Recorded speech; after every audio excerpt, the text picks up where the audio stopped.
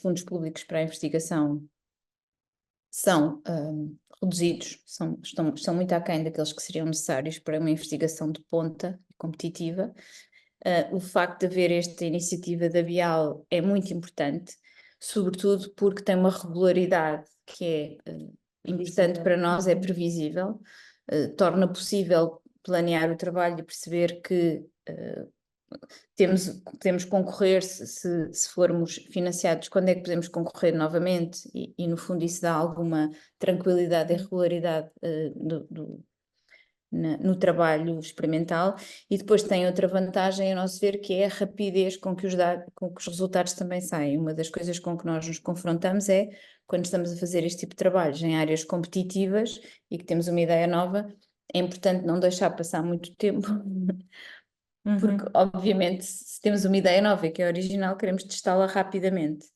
E uma das vantagens é também que o processo de avaliação, não só o processo de candidatura é um processo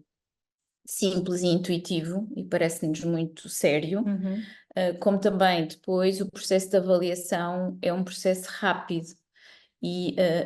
os resultados saem rapidamente, os fundos também são disponibilizados rapidamente e isso permitiu, por exemplo, no caso da Inês, começar rapidamente a poder fazer o trabalho experimental. E neste caso nós não referimos, mas só para quem... Isto significou ter os modelos animais disponíveis e poder implementá-los, implicou ela poder implementar técnicas para fazer, por exemplo, as câmaras, a análise, a gravação da atividade dos animais, portanto ela teve que fazer, no fundo, em laboratório, reproduzir esta alteração do ritmo circadiano e, portanto, no fundo o que ela teve que trabalhar foi com a luz, os ciclos de luz-escuridão em laboratório, reproduzir. E eram técnicas que nós não tínhamos à data estabelecidas no laboratório e foi muito importante nessa questão. Assim como os vírus, por exemplo, Assim como os vírus, que o que lhe permitiu fazer foi uma técnica que é muito sofisticada e muito importante, que é usar o que nós chamamos de tracing, ou seja, de conseguir monitorizar os neurónios ou as projeções de uma zona do cérebro para outra usando ferramentas virais que permitem mapear estas projeções e ter fluorescência, portanto, e depois uma vez ela faz as secções e permite perceber quais os neurónios se projetam para que regiões e poder perceber esta ligação entre os núcleos que controlam os ritmos circadianos no hipotálamo e as áreas mais cognitivas. E, portanto, permitiu também fazer isso, permitiu fazer uma técnica que nós chamamos de 2DG, portanto, que permite também mapear a atividade